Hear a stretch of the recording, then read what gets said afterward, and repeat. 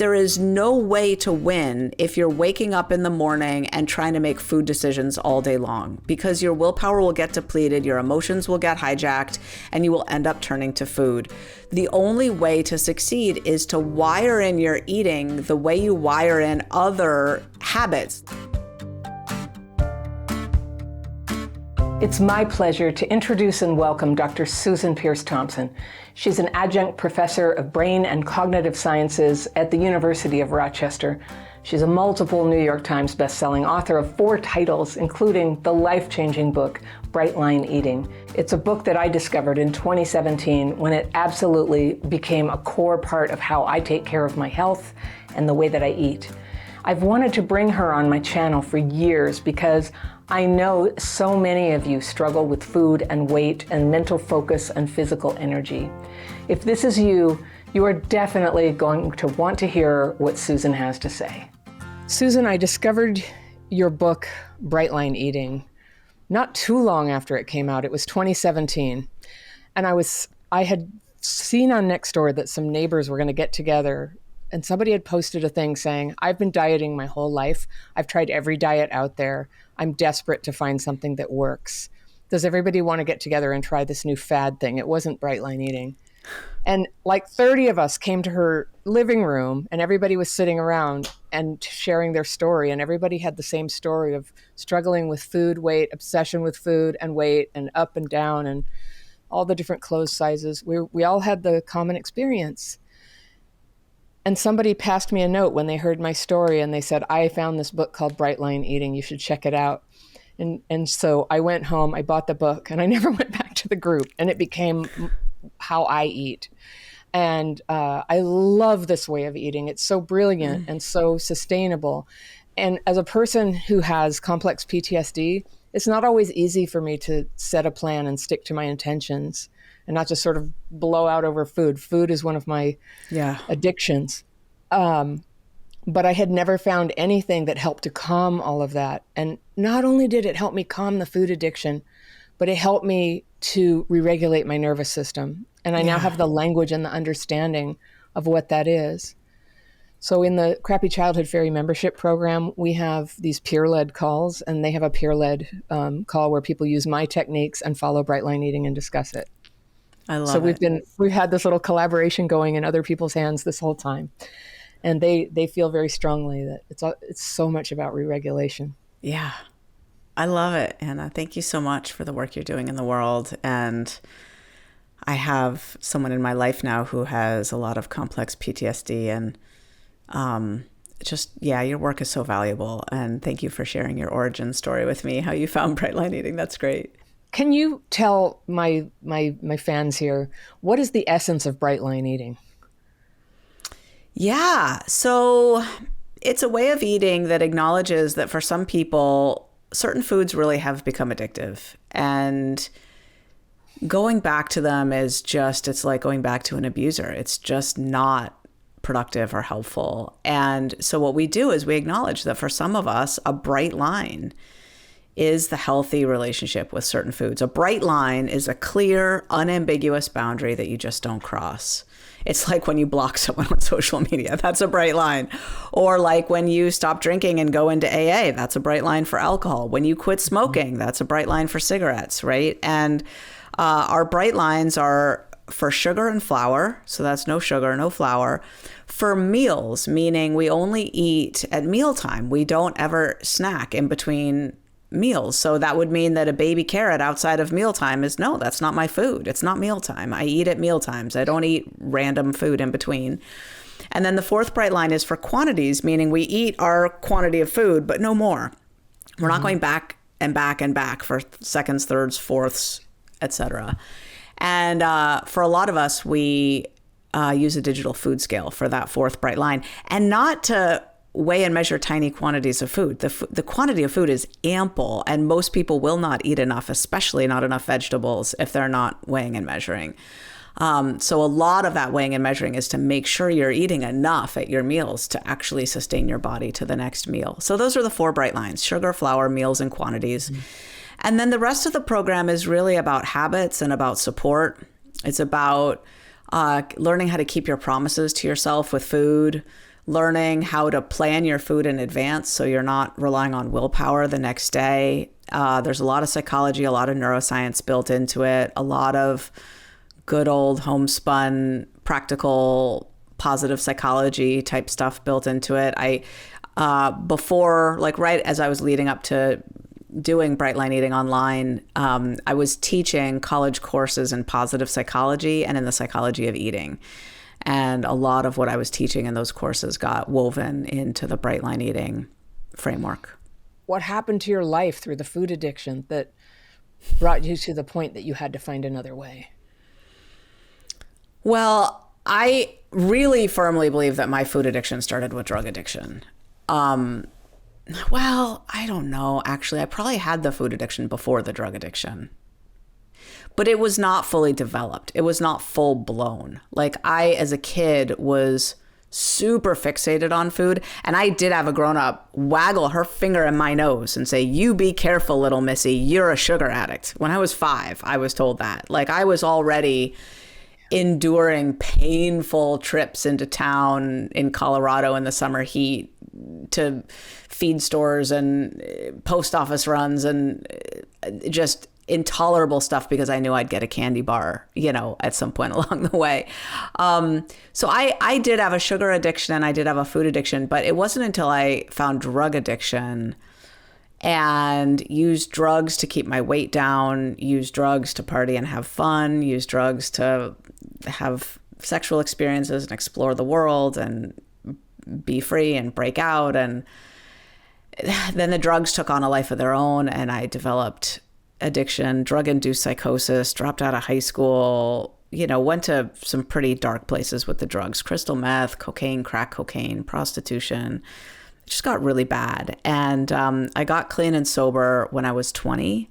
Then the food really took off. It's almost, I really think from a neuroscience perspective, those receptors were just blown out so hard by the crystal meth, the cocaine, the crack, that when I stopped using, then the amount of dopamine that those receptors needed just to get me back to a state of normalcy or functionality was so enormous that I started really binging quite intensely and viciously and needing food all day long to top me up and get me through. And it was a crutch. It just became everything. And my weight climbed up really rapidly. And there I was, 20 years old, kind of a bright, shiny star in terms of drug and alcohol recovery, going to community college, transferred to UC Berkeley, got straight A's, was using food to write my papers, fueling with sugar, flour, and caffeine to get through. And then my weight just ballooned up and up and up. And before I knew it, I was living with obesity and I was doing everything I could to lose the weight. I went to 12-step food programs. I didn't get enough clarity. I didn't get bright lines. I didn't know what abstinence was. Alcohol is so straightforward. You put the plug in the jug. And with food, I didn't know what was the plug, what was the jug. It was so hard with food. You can't stop eating. So the analogy just didn't work that well. My life got better though, because I was working the 12 steps. I was going to a lot of meetings and I started excelling in academia and I went on to get my PhD in brain and cognitive sciences. This was like 8 years after I'd been trying various forms of food recovery. I just couldn't make anything work for long. And then I finally got introduced to really, no sugar, no flour, weighed and measured meals, a really clean food plan. And I did lose my excess weight. I still had one major relapse after that, gained back all my weight, had to lose it again. But then, by the age of like 29, the recovery really set in. And, at that point I was married. And I lived in Australia for a couple of years, did a postdoc. I became a tenured psychology professor. And I started doing a lot of service helping people lose their excess weight. And I started teaching this college course on the psychology of eating and the neuroscience of food addiction. And that is kind of what set the stage for me starting Bright Line Eating, was just my own lived experience and then years of trying to be of service, but discovering that the 12-step no sugar, no flour, weighed and measured meals approach wasn't attracting people. People weren't willing to do it. And I kept trying to help people with that form of the solution, and people weren't taking, they weren't biting, they weren't, you can lead a horse to water, but you can't make them drink. They weren't drinking. And so when I resolved to write the book, Bright Line Eating, which came from a mandate in my morning meditation in 2014, I started growing an email list, and those people started asking me for help.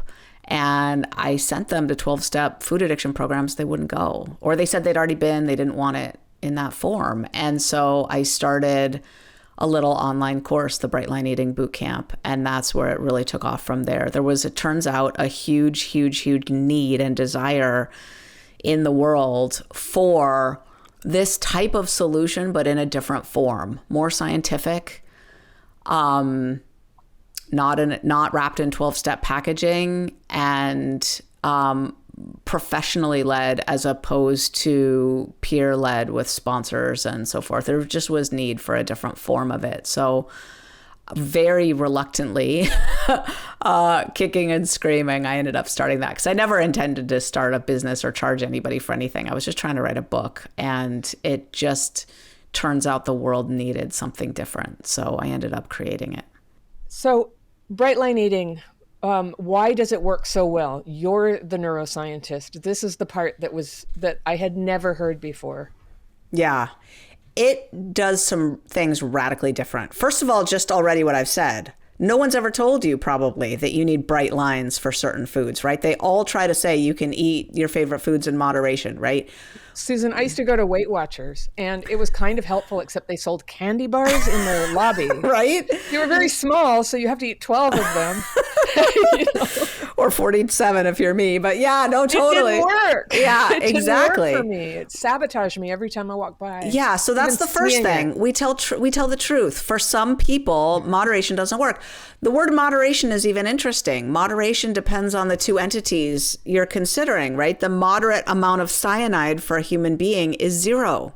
So you just got to consider, what kind of being am I, and what is the moderate amount of cookies for me? For me, it's 0. I don't do well with 1. I need 12, and then I feel like awful. So it's just, so that's the first thing, the bright lines. The second thing is, we understand that there is no way to win if you're waking up in the morning and trying to make food decisions all day long, because your willpower will get depleted, your emotions will get hijacked, and you will end up turning to food.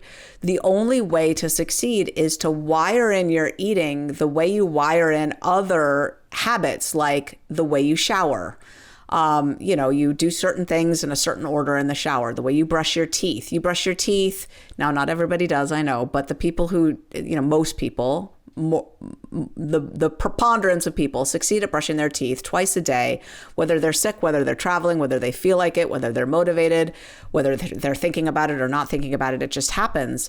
And that's the way we execute breakfast, lunch, and dinner. We plan it the night before, we write it down, and we develop these habits of eating breakfast, lunch, and dinner without any decisions being made in the process. And that kind of automaticity is something else you don't hear in the dieting world. Nobody's talking about automaticity still. I've been talking about it for 10 years. What's automatizable? How can you make it automatic? What interferes with automaticity? Exercising during, or starting an exercise regimen during a weight loss attempt interferes with the formation of automaticity. That's why it sabotages people's approaches, right? So I'm a fan of exercise. Oh my God, I exercise so much these days. Oh, I'm doing pull-ups. I feel like such a badass. But the reality is that if you try to start exercising when you change your food plan, you will not have enough bandwidth in your brain to build and wire in the habits to make them automatic. It'll unravel the whole attempt. So I teach people just really, really different things. We focus on different things in Bright Line Eating. We focus on habits, automaticity, being sensitive to willpower depletion. We focus on, we talk about emotional eating and cues and triggers, but really only so much as if emotions are what you're eating over, it's just another cue that you've got a response to, that you've been wired in to behave to.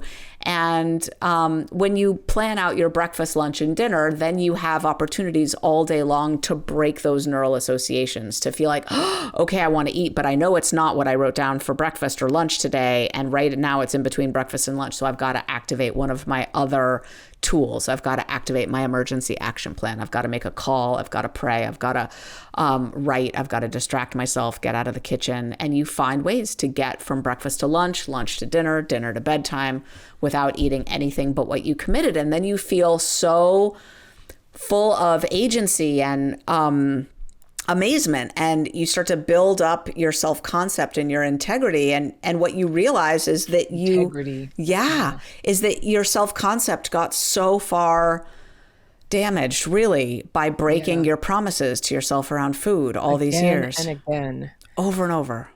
You also taught me about that one sign that this has been happening is that you have boxes and boxes of clothes for different sizes that you go up and down through all the time. That is the story of my life. Yeah, me too. And it's so sad.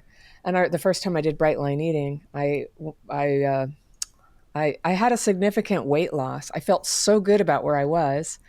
And I had put all these clothes in boxes. And I, in the past, hoping one day I could get back into these clothes, but it had been so long that I put these clothes on and they were totally out of style. And I had to admit, maybe these aren't my clothes anymore, even though they fit. But it was a nice milestone. Yeah. But then part of my healing has been to detach a little bit from this whole idea of like the perfect size, the perfect weight. And I love how your program, really supports us in that too, to be in a bright body, what that is for us, and to get off of, the torture of my life since I was 12 of like looking at my body, comparing it to others, finding fault in it, feeling ashamed, just having it so wrapped up in my identity and my self-esteem. Yeah. And summers of depression when I had gotten heavy and thought I was worthless. And when I was doing the boot camp, I had the opportunity to kind of gently go through doing your Bright Line Eating boot camp. It's a 8-week program with a sort of bonus couple of weeks at the end. I had a buddy, I had a mastermind. I started connecting and posting on the Facebook group and showing up, coming in and sitting all the way down, as you say. And I just had the opportunity for the first time in my life to really talk about this stuff. And I had tried the 12-step fellowships as well. And I saw a lot of good there. I just wasn't getting results ever. It never caused change to happen in me for whatever reason. I'm not knocking it. But there was something about this where I felt truly safe and free and without it didn't need to fit in the 12-step concept. It just needed to fit in the shared concept that we were having together. And I found out so many people had the same experience as me. So many people would break their lines and then come back from it, called a resume in your program, REZOOM, and come back from it. And they taught me, how do you come back from that? Like, that was crucial, because in everything I'd ever tried before, you mess up, like, well, now you might as well eat everything in the freezer, right? Because you've messed up. And so I finally learned like another way to look at that. And there was so much less shame and self-attack involved in it. Yeah. And I see that reflected in the other people I've met there. Yeah. God, there's so much good stuff in what you just said. You might appreciate, Anna, hearing about another revolution that I'm going through right now in my thinking. We did really pull away from the idea of goal weight a long time ago and start talking about just the bright transformation and a bright body and a right-sized body, but right for you. Like, where do you feel at home in your own skin? And for a long time, I was talking about trying to help 1 million people have their bright transformation by 2030. And I let go of that recently. And some of the issue with it was I really didn't want people to have to look at their experience and decide, have I had my bright transformation? Am I at goal weight? Am I there? Because that's not really what it feels like, right? So I'm writing, I just actually finished the first draft of my fifth and probably final Bright Line Eating book called Maintain, and it's all about maintenance. And I've distilled the psychology of maintenance down to 3 deep identity shifts. It's really an inside psychological job. It's a deep psychological job to maintain weight loss long term. And the first identity shift that you have to experience is you have to become devoted devoted to a plan, a program, a way of eating. And honestly, I don't care if that includes weight loss drugs as a tool to help rein in cravings and obsession, plus some sort of food plan, some sort of habits of, meditation, mindfulness, gratitude, whatever's in there, some sort of like inner work type stuff in the habit bucket, and some sort of support. Food, habit, support. Those are the 3 buckets. And whatever tools you need in your program, you're going to be devoted to it. So in other words, if you're using weight loss drugs, you're not going to go off them. You're devoted. Like, this is your program. You're not dieting. You're not on again, off again. You're devoted. It's the difference between someone who stops eating meat for Lent and someone who is vegetarian, right? The latter is devoted. The first one is just doing a one-off thing, right? Mm-hmm. So identity shift number 1, you've got to be devoted. Number 2, you've got to become resourced. You're not using food as a crutch. You're not using food to cope with every emotion, to get through life. You have other tools and a way of doing your inner work that leave you resourced. Maybe you would call it regulated, right? So you're resourced. And then the third is you're liberated, meaning you're not obsessed still with your food, your weight, tinkering with your food plan on and off the scale multiple times a day, like doing all what you were talking about, like looking at other people's bodies and weights and wondering if you measure up, and all. You're liberated from the food and the weight struggle, which means fundamentally facing the vacuum of all that energy and psychic time and space that you used to devote to your food and your weight, and filling it with other things, filling it with your life, your bright life. So devoted, resource, liberated. Now the question is, can we get 1 million people living in maintenance? And maintenance means you're devoted, resourced, liberated. Your weight is relatively stable and you're done with it. You're devoted, resourced, and liberated. So whatever that means to you, and that may mean 40 pounds up from where you once were and thought that was going to be your forever weight, but your body said, no, thank you. It wants to be a little, have a little bit more resource on it, whatever, right? Whatever your place of ease is, devoted, resourced, liberated. And now I feel comfortable saying that's a transformation I can stand behind. Yeah. Yeah. And it's connected to this positive feeling inside rather than, well, I'll tell you this. I had a couple people in my life when they were like, wow, you look amazing. What changed? And it'd be like, well, there's weight loss, but also my skin is brighter. My eyes are brighter. I have a lot of energy and presence now because I'm not like in a food fog. Yeah. And so they start noticing something and they ask, and then I tell them about bright line eating. And for some people, it seems, especially if they've had eating disorders, they say that's restriction. Restriction is bad. So can you talk about how your program handles that? I know people here on my YouTube channel will reflexively feel guarded about talking about, limiting what you eat. I understand that. And the eating disorder recovery world really for a long, long time has modeled recovery from disordered eating after normal eating. Eating all foods in all ways in moderation, listening to your body cues, which I think is a wonderful state to be in if it works. Yeah. It doesn't tend to when addiction is on board. So addiction tends to escalate things and, develop tolerance. So you have a baseline of, a cookie every now and then, but then it leads to 2 or 3 cookies every now and then, leads to 2 or 3 cookies every day, leads to more than that. And it escalates, right? That's the nature of addiction.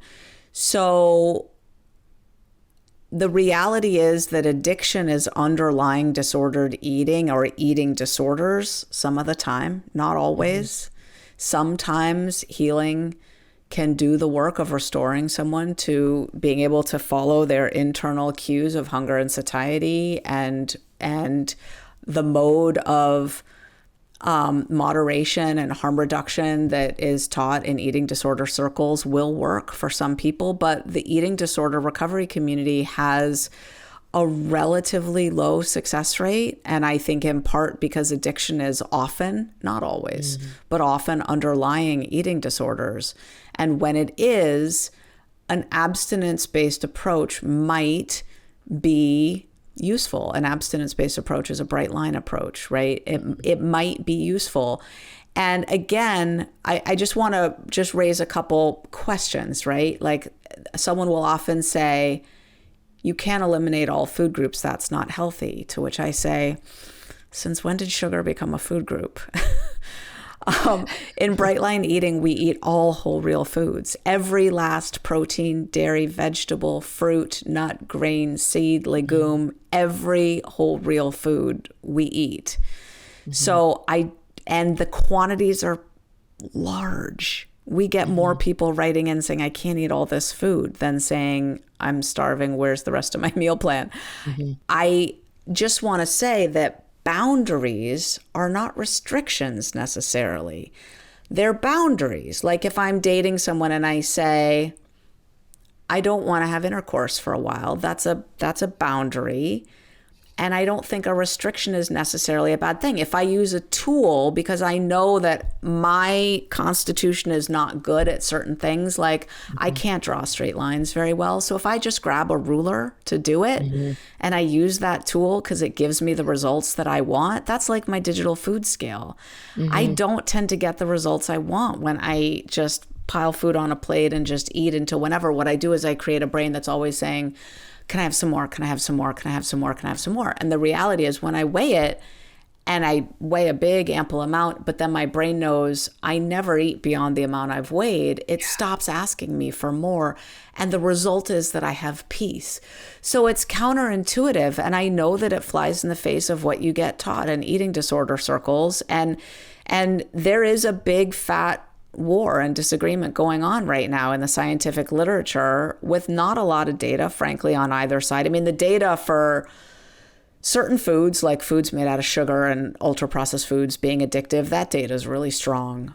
What we don't have are a lot of data on treatment protocols. I mean, I have data showing that the Bright Line approach for weight loss works as well as weight loss drugs, and it works better than anything out there. And that's published. You can find those studies. We just published a 6-year follow-up study in Frontiers in Psychiatry, top journal.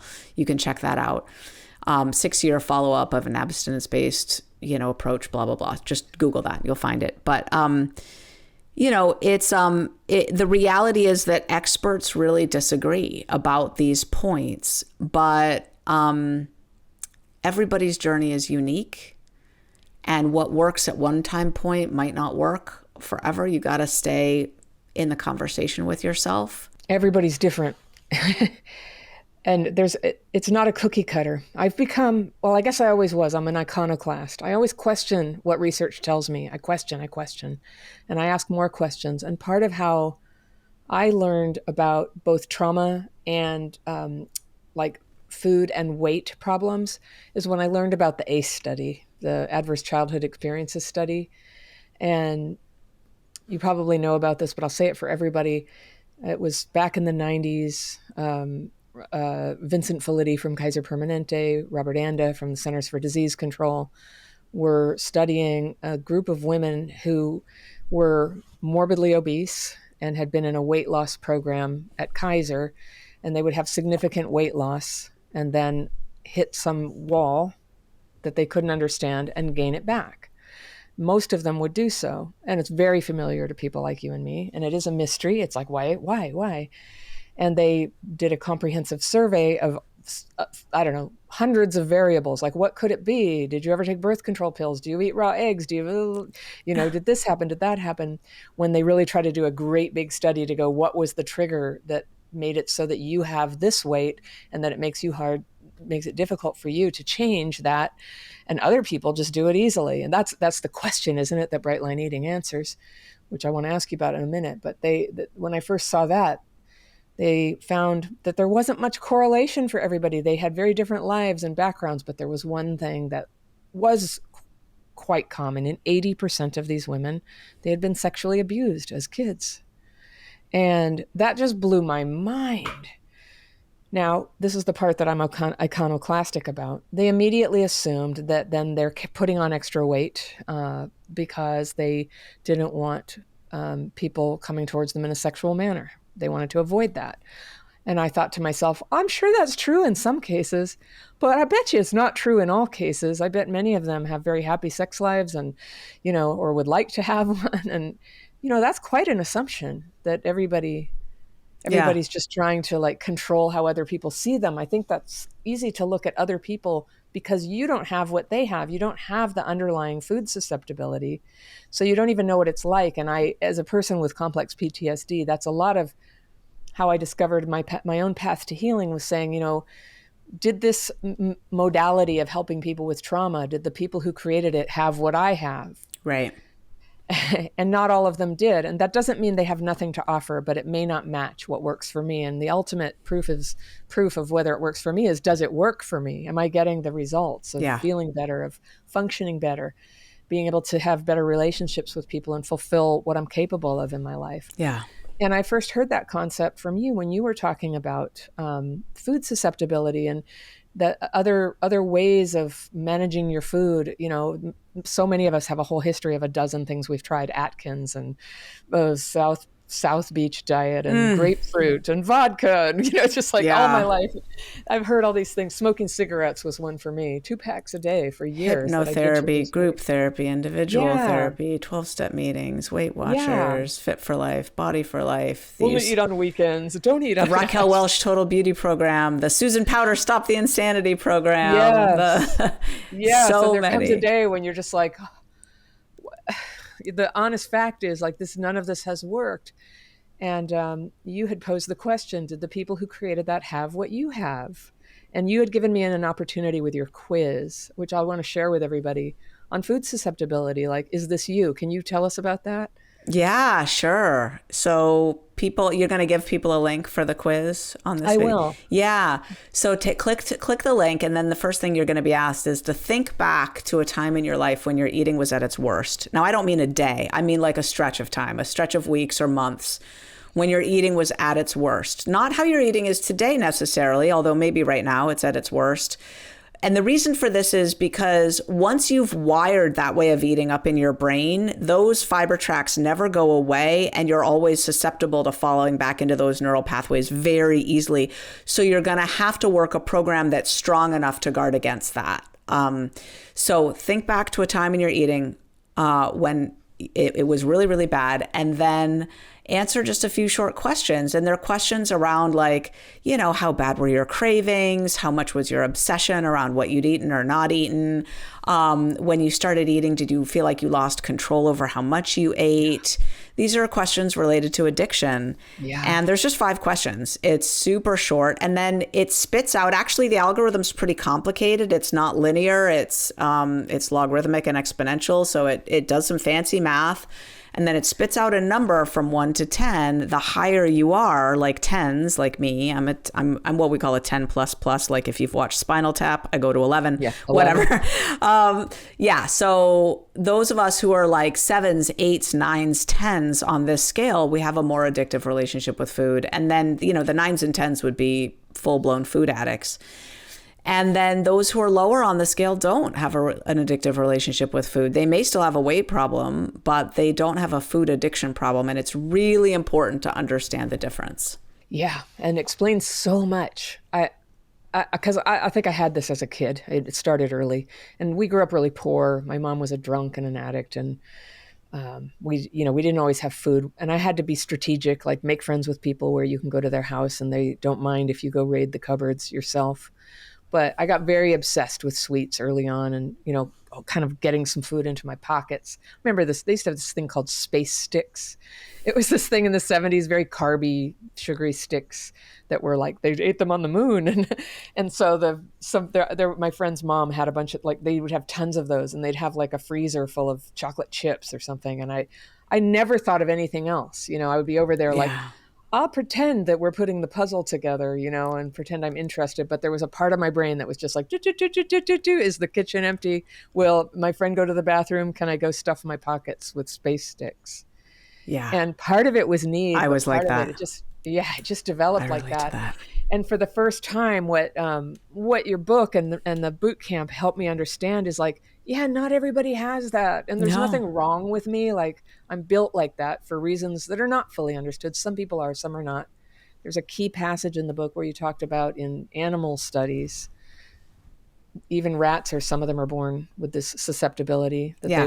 they will eat themselves to death if given a chance. And I'm not the only one who has done that. I lived, but that sometimes a lot of trauma and abandonment and things, I believe it was, or maybe I dreamed that. No, no, no. Let me share what it is. Absolutely. So here's what the rat studies show. Yeah. In humans and in rats, 1/3 are addictable, 1/3 are moderately addictable, 1/3 are not addictable at all. Yeah. And I mean literally in human beings, some people aren't addictable. Like you could shoot them up with heroin every day and they wouldn't get addicted. And you might Yeah. say, well, that's ridiculous, Dr. Thompson. Of course, if you shoot someone up with heroin every day, they're going to get addicted. Heroin is addictive, right? But I would say, no, not really. Like, they might develop tolerance. They might experience some withdrawal when you stop the injections. But if you sent them home with the syringes, they would never use them. Like you send people home with pills after back surgery, you don't create just a society of addicts. Most people will use those pills responsibly, even if they develop some tolerance and have to withdraw a little bit when they stop using them. They'll get off them at the first opportunity. So with the rats, it's very easy to mate the addictable ones with the addictable ones, and then you get litters of baby addictable rats. And there's simple experiments you could run to show that they're addictable. I describe that in my book. It's beyond the scope of what we're talking about here. But what's interesting is when you mate non-addictable rats with non-addictable rats, you get litters of baby non-addictable rats. But then if you raise some of them with extreme trauma, some percentage of them, not all of them, will turn into addictable rats. Mm-hmm. So that's the evidence that early childhood experiences and trauma can, it looks like, have a factor in creating a baseline susceptibility to addiction. Mm-hmm. Mm-hmm. Through endocrine changes, I guess. Probably. Yeah. The whole nervous system is impacted. Yeah. Yeah, totally.